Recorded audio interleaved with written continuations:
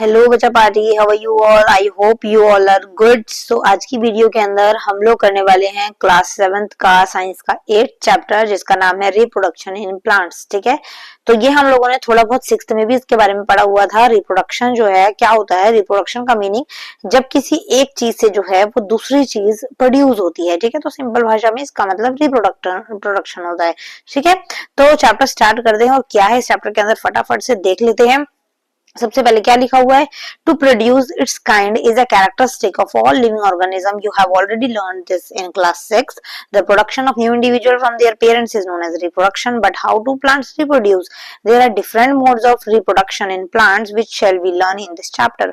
अब इन्होंने बोला एक पेरेंट्स हैं और उन पेरेंट्स से जो है एक न्यू जो है वैसे यंग वंस जो है वो पैदा होने को क्या बोलते हैं? रिप्रोडक्शन कहते हैं। वो पेरेंट्स जो है ना वो सिंगल पेरेंट भी हो सकते हैं और डबल पेरेंट भी हो सकते हैं। डबल पेरेंट जैसे कि ह्यूमन बीइंग, अब एक हस्बैंड है और एक वाइफ है ना, उनके पेयर के साथ जो है वो एक न्यू बेबी जो है वो बॉर्न होता है।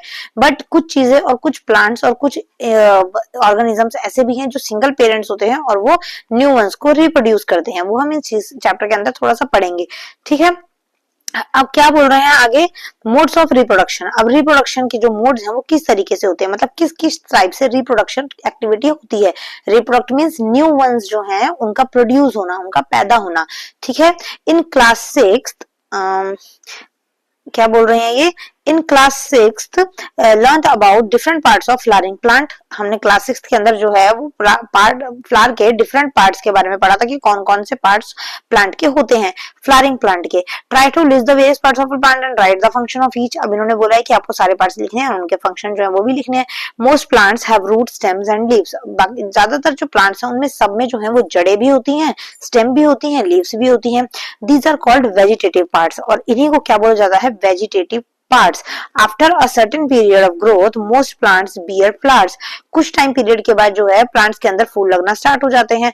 You may have seen the mango tree flowering in spring. क्या आप लोगों ने देखा है स्प्रिंग का जो मौसम होता है उसके अंदर जो है वो मैंगो के फ्लावर्स जो है, मैंगो के जो प्लांट्स हैं उनके ऊपर जो है वो फ्लावर्स लगना शुरू हो जाते हैं। ठीक है ना, उनके बर्ड्स जो है वो निकलना शुरू हो जाते हैं, अगर आपने देखा हो, है ना। It is these flowers that give rise to juicy mango fruit we enjoy in summer. और ये वो फ्लावर होते हैं। अब आम के पेड़ पर ना ऐसे फ्लावर नहीं होते जो खिलते हुए आपको नजर आए, ग्रीन ग्रीन करके बर्ड्स जैसे निकले हुए होते हैं, अगर आप लोगों ने देखा हो आम लगने से पहले। तो वो क्या करते हैं? वो हेल्प करते हैं किसको? जो फ्रूट उसमें लगने वाला है, जो मैंगो उसमें लगने वाला है, ताकि वो जूसी बन पाए, अच्छा बन पाए। Okay, we eat the fruits and usually discard the seeds. हम यूजुअली क्या करते हैं? फ्रूट्स तो खा लेते हैं बट उसके जो बीज होते हैं उनको क्या करते हैं? फेंक दिया करते हैं, है ना। Seeds germinate and form new plants. और वो जो सीड्स हैं जो हमने फेंके उन्हीं वही जर्मिनेट प्रोसेस अपनाते हैं। जर्मिनेट मींस जब वो मिट्टी में चले जाते हैं तो वहां से एक नया प्लांट उग जाता है। ये जर्मिनेशन प्रोसेस होती है, थोड़ी सी हम इसमें पढ़ भी लेंगे अभी, और एक नया प्लांट जो है वो लग जाता है। So what is the function of flower in plants? तो फ्लावर का जो है वो एक प्लांट के अंदर क्या क्या फंक्शंस है, वो क्या क्या काम करता है? Flower perform the function of reproduction in plants. Flower are the reproductive parts. जो फ्लावर है वही एक काम करता है किसका? प्लांट्स को रिप्रोड्यूस करने में। ठीक है ना, मतलब दोबारा से प्लांट्स पैदा होने में। क्यों? क्योंकि आप लोगों ने भी प्रोसेस देखी, एक फ्लावर होता है, फ्लावर के अंदर जो फ्लावर के बाद जो है उसमें से फल निकलता है, फल निकलने के बाद उसमें बीज होता है, वो बीज जो है वो गिरता है और उस बीज से दोबारा से नया प्लांट बन जाता है। तो यहाँ पर जो है फ्लावर को क्या बोला जाता है? Flower is a reproductive part. ठीक है, तो आपको इस तरीके से थोड़ा सा बस ध्यान रखना है। आगे, there are several ways by which plants produce their offsprings. These are categories into two types. अब यहाँ पर दो टाइप का बचा, यहाँ पर टाइप आ जाते हैं जिनसे जो है फ्लावर जो है वो क्या कर रहे हैं, कुछ वेज होते हैं जिनसे प्लांट्स जो है वो रिप्रोड्यूस करते हैं। ठीक है ना, मतलब एक से दो बन रहे हैं। कौन कौन से दो टाइप हो जाते हैं? एक हो जाता है असेक्सुअल और एक हो जाता है सेक्सुअल। ठीक है, असेक्सुअल रिप्रोडक्शन, प्लांट्स जो हैं वो राइज करते हैं new plants without seeds. Wherever in sexual reproduction जो है उसके अंदर जो है सीड्स की जरूरत होती है। ठीक है ना, तो एसेक्सुअल में सीड्स की जरूरत नहीं है, बिना सीड्स के प्लांट उग जाएंगे, और सेक्सुअल के अंदर प्लांट्स को बीज की जरूरत होती है। ठीक है, अब ये किस तरीके से है? अब यहाँ पर जो है ये पहेली सोचती है, जो हम लोगों के दिमाग में भी अभी आ रहा होगा कि हर बार जो है नया प्लांट जो है वो बीज की हेल्प से मतलब उगता है। She has never seen the seeds of sugar cane, potato and rose. और कभी भी उसने जो है रोज के बीज नहीं देखे, उसने गन्ने के बीज नहीं देखे, उसने आलू के बीज नहीं देखे, तो ये प्लांट जो है वो कैसे उगते हैं, ये क्वेश्चन जो उसके दिमाग में आ जाता है। तो अब बात कर लेते हैं सेक्सुअल रिप्रोडक्शन की और सेक्सुअल रिप्रोडक्शन की। Sexual reproduction, new plants are obtained without the production of seeds। जो सेक्सुअल रिप्रोडक्शन है वो सीड्स के प्रोडक्शन के बिना होती है, ठीक है ना। और वेजिटेटिव प्रोपेगेशन क्या होता है अगर हम यहाँ पर पढ़े, अब दो टाइप तो हमने पढ़ लिए, सेक्सुअल और सेक्सुअल। सेक्सुअल के अंदर सीड्स की जरूरत होती है प्लांट्स को रिप्रोड्यूस करने में, मतलब दूसरा प्लांट आने में, और सेक्सुअल मतलब बिना सीड के ही जो है नया प्लांट उग जाता है। अब यहाँ पे एक वर्ड आ गया vegetative propagation. It is a type of asexual reproduction which help new plants are produced from roots, stem, leaves and buds।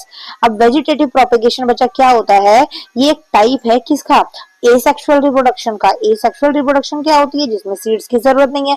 तो सीड से जब वो प्लांट नहीं उग रहे तो वो कहाँ से उगेंगे, इसके अंदर वेजिटेटिव प्रोपेगेशन के अंदर ये जो प्लांट्स हैं वो प्रोड्यूस होते हैं by the help of root, stem, leaves and buds, ठीक है।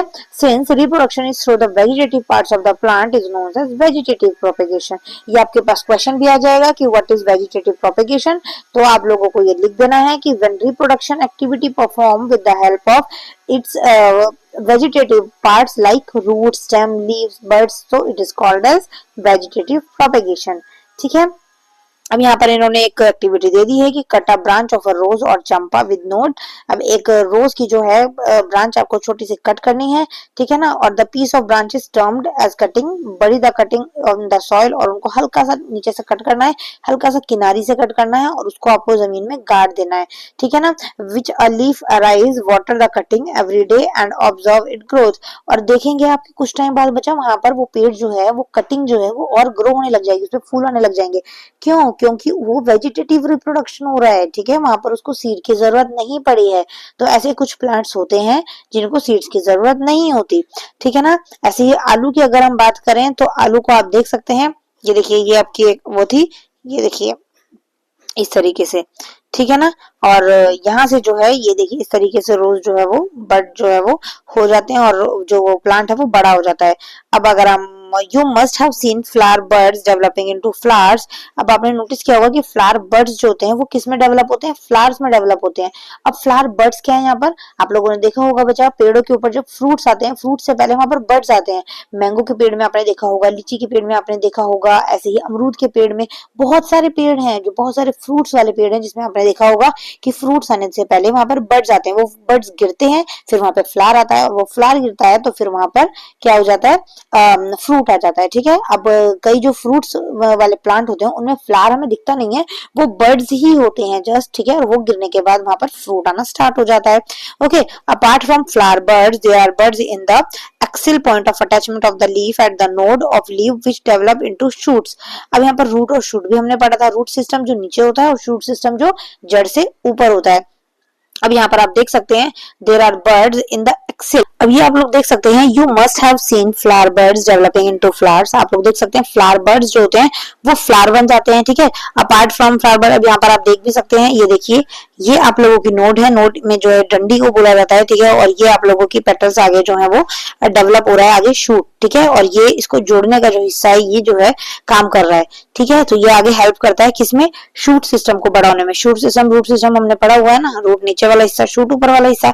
आगे a bud consist of a short stem around which immature overlapping leaves are present और vegetative buds can also give rise to new plants. अब vegetative जो buds होते हैं वो भी हेल्प करते हैं न्यू प्लांट्स को प्रोड्यूस होने में, ठीक है। और एक बर्ड्स के अंदर जो है वो क्या क्या होता है, a bud consist of short stem around which immature overlapping leaves are present, जिसके अंदर जो है क्या होती है, अंदर के हिस्से के अंदर पत्तियां होती हैं जो कवर हो रखी होती हैं, ठीक है ना, ओवरलैप हो रखी होती हैं।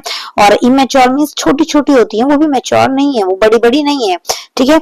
अब यहाँ पर इन्होंने एक फिर से activity they the, take a fresh potato, observe the scales on it with the help of magnifying glass, you may find birds in them। अब एक पोटैटो लेंगे, जब आप उसको मैग्नीफाइंग ग्लास लेंगे तो आपको उसमें बर्ड्स नजर आएंगे, ठीक है ना। और ये these scars are called, और जो बर्ड्स हैं जो छोटे छोटे आपको छेद से नजर आएंगे उनको क्या बोला जाता है, eyes।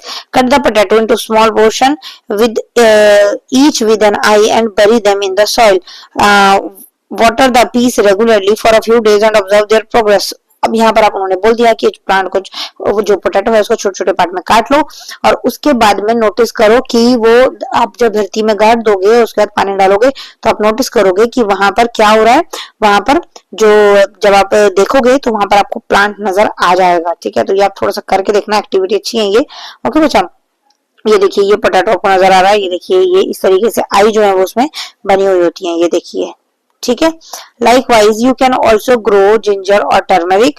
Brophyllum has buds in the margin of leaves. If a leaf of this plant falls on a moist soil, each bud can give rise to a new plant. अब ये जो बर्ड है वो जब ये गिरते हैं ना बच्चा, मतलब ये जो निकल रहे होते हैं, ये बर्ड जहां जहां पर गिरेंगे ना वहां पर नया प्लांट उग जाता है।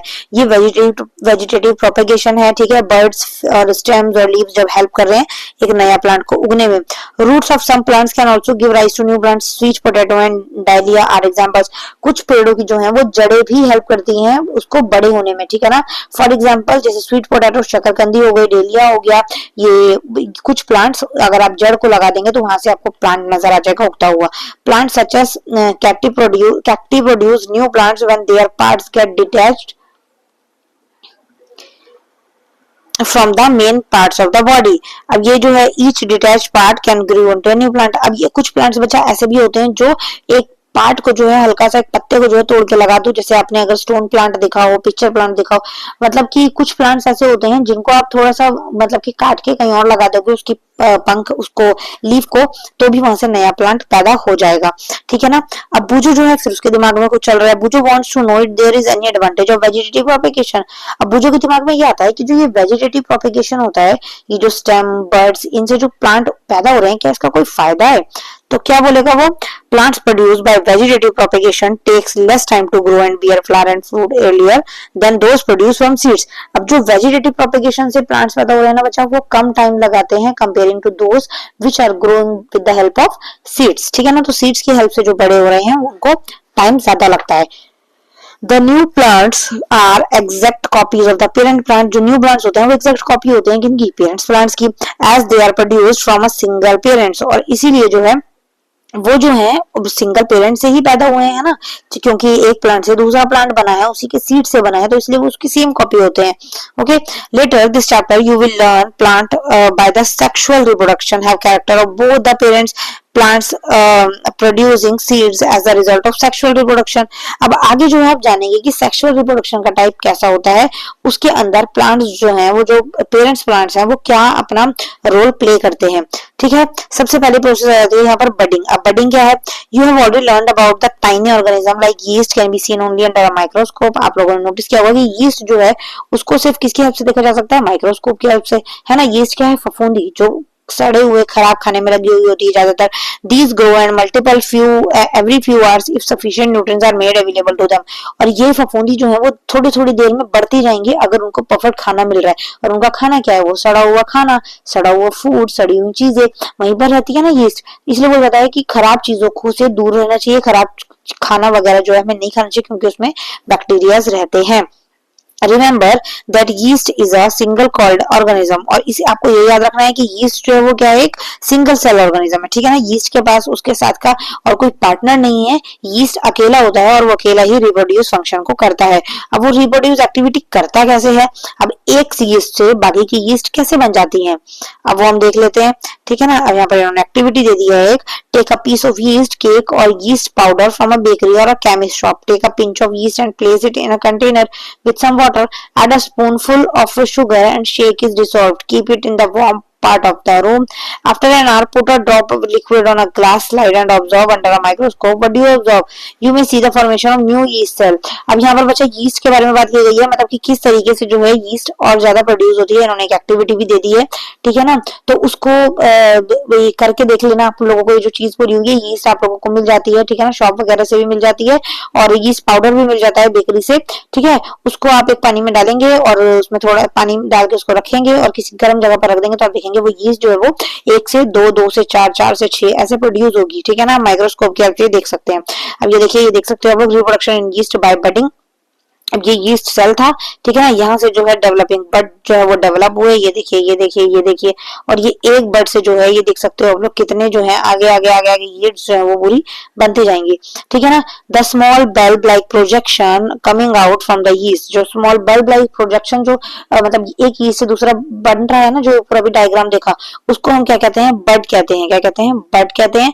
The bud gradually grows in get detach from the parent cell and forms a new yeast cell, और जो बड है वो ग्रेजुअली क्या होता है, ग्रो होता है, और एक पेरेंट सेल से दूसरे पेरेंट सेल से मतलब कि डेवलप आगे आगे होता रहता है, और नए नए यीस्ट सेल जो है वो बनाता रहता है।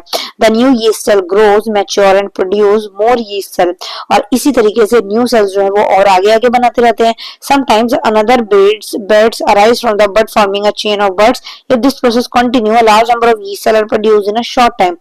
अगर यही प्रोसेस, अब देखो एक से दूसरा बन रहा है, दूसरे से तीसरा बन रहा है, तो ऐसे करके जब ये प्रोसेस कंटिन्यू चलती रहती है, कंटिन्यू कब चलती है, जब हम उसको ज्यादा टाइम के लिए छोड़ देंगे गंदी चीज को या यीस्ट पाउडर को गर्म जगह पर, क्योंकि बैक्टीरिया और यीस्ट जो है वो गर्म जगह पर जल्दी होते हैं, ठीक है ना, तभी बोलते हैं कि गर्मी में खाने को बाहर नहीं रखना, खराब हो जाएगा, उसमें कीड़े पड़ जाएंगे या फिर उसमें फफूंदी लग जाएगी, ठीक है, गर्माहट में नहीं रखना होता। तो इस तरीके से अगर ये प्रोसेस करें तो शॉर्ट टाइम पीरियड के अंदर बहुत जल्दी स्पीड में जो है वो यीस्ट जो है वो प्रोड्यूस हो जाती है, ठीक है ना। आगे आता है fragmentation. You might have seen slimy green patches in the pond in stagnant water bodies, these are algae. आप लोगों ने फ्रेगमेंटेशन के बारे में अब यहाँ पर आप पढ़ेंगे, तो आप लोगों ने एक चीज नोटिस की होगी, जब आप कहीं जाते हैं तो कहीं पॉन्ड हो, छोटा सा तालाब हो, कहीं पानी इकट्ठा हो रखा हो, तो वहां पर आप काई काई सा देखते हैं, है ना, जैसे एक पॉन्ड है, पॉन्ड के ऊपर आप हरा हरा सा देखेंगे कि हो रखा होता है पानी के ऊपर, तो वो क्या है, वो एल्गे होता है, ठीक है। Water and nutrients are available, algae grow and multiple rapidly, fragmentation. अब जो वाटर न्यूट्रिएंट्स हैं उसके अंदर अगर गंदा पानी है, उसमें बैक्टीरिया है, तो वो एल्गे को क्या करते हैं, और ज्यादा हेल्प करते हैं ग्रो होने में। And water rapidly by fragmentation and algae breakup into 2 और मोर फ्रेगमेंट, और एल्गे जो है वो क्या करता है, 1 से 2, 2 से 4 ऐसे ऐसे करके जो है और प्रोसेस में बन जाता है।